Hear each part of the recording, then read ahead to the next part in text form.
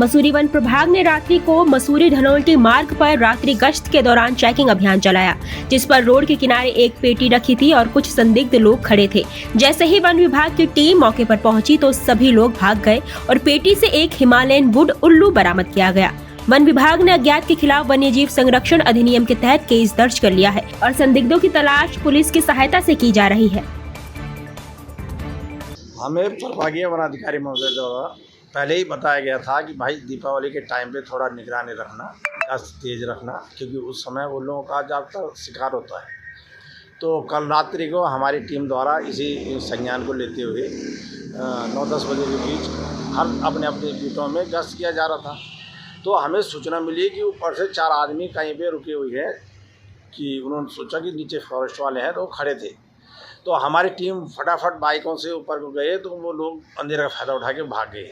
तो हमने देखा कि रोड के किनारे पेटी में कुछ रखा हुआ है, तो उसके अंदर देखा तो एक उल्लू मिला हमें।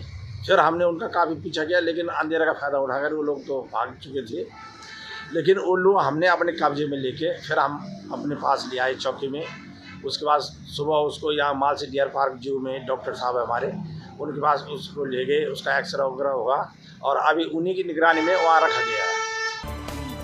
उत्तराखंड चारधाम यात्रा 2023 पर अपडेट है। विश्व प्रसिद्ध गंगोत्री धाम के कपाट मंगलवार को अन्नकूट पर्व पर विधिवत पूजा अर्चना के साथ 11:45 पर शीतकाल के लिए बंद कर दिए गए हैं। इसके बाद मां गंगा की उत्सव डोली शीतकालीन पड़ाव मुखीमठ मुखबा के लिए रवाना हुई। डोली बुधवार को मुखबा पहुंचेगी। अब श्रद्धालु आगामी 6 महीने तक मुखीमठ में ही मां गंगा के दर्शन कर सकेंगे।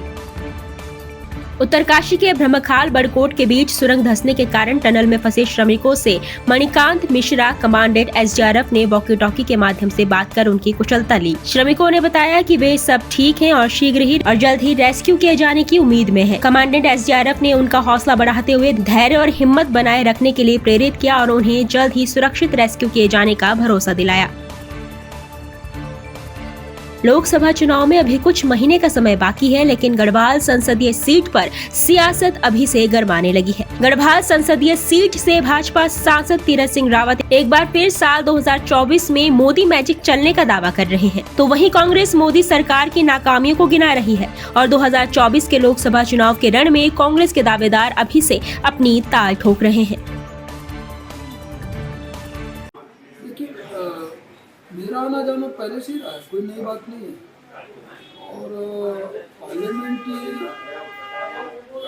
अंदर जो समय रहता है उसको छोड़ करके शेष बाकी मैं क्षेत्र में घूमता रहा हूँ। आज से नहीं, पहले से मेरा एक रहा है।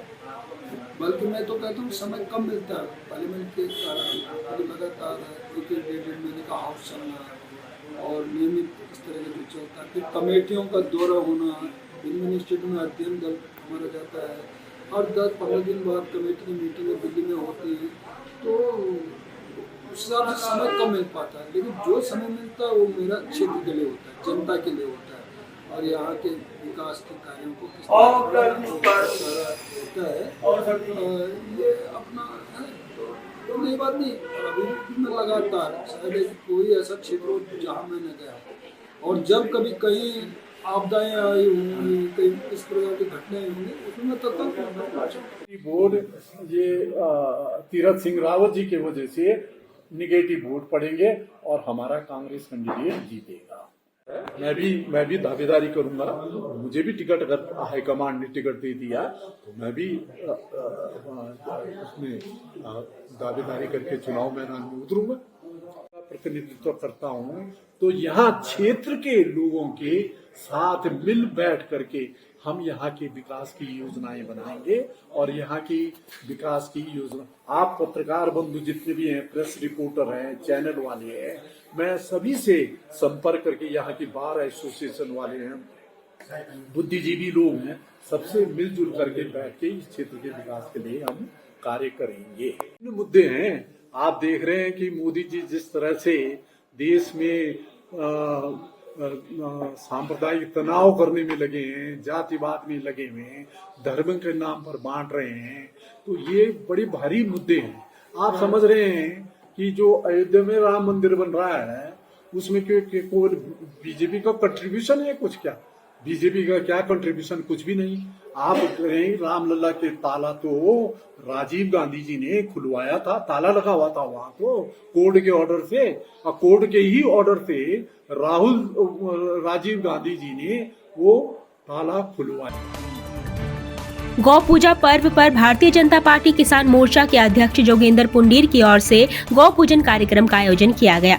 पूरे विधि विधान के साथ गौ की पूजा की गई। गौ पूजा के बाद भंडारे का भी आयोजन किया गया। इस दौरान भाजपा के संगठन मंत्री आदित्य कोठारी, कैंट विधायक सविता कपूर, पार्टी के कार्यकर्ता और पदाधिकारी भी मौजूद रहे। सर्वप्रथम तो मैं आप सबको आज गोवर्धन पर्व के पावन पर्व की हार्दिक बधाई, शुभकामनाएं देता हूं। और अपने जो संस्कृति हैं, जो अपने संस्कार हैं, जो हमारे तीज त्यौहार है, जो दीपोत्सव पे 5 पर्व होते हैं हमारे, धनतेरस, रूप चौदस, दीपावली, गोवर्धन और भैया दूज। आज हम गौ पर्व सब लोग मना रहे हैं। भारतीय जनता पार्टी किसान मोर्चा के बैनर तले आज अपने कमलेश्वर महादेव मंदिर में एक कार्यक्रम होता था। आज कांवली गांव में अपने निवास पे कार्यक्रम करने का आयोजन का सौभाग्य हमें मिला। मैं सर्वप्रथम तो महामंडलेश्वर यतीन्द्रानंद जी, इस क्षेत्रीय विधायक सविता कपूर जी, अपने संगठन के भारतीय जनता पार्टी के महामंत्री आदित्य कोठारी जी, कैलाश पंत जी और समस्त भारतीय जनता पार्टी के ज्येष्ठ से देवतुल्य कार्यकर्ता, पदाधिकारी, क्षेत्रवासी और आप सब पत्रकार बंधु का आज इस गौ पूजन पर स्वागत, अभिनंदन करता हूं। और अपना यही है कि हमारे जो नौजवान हैं, जो नौनिहाल हैं, वो अपना जो किसान परिवार हैं उसका एक अभिन्न अंग होता है।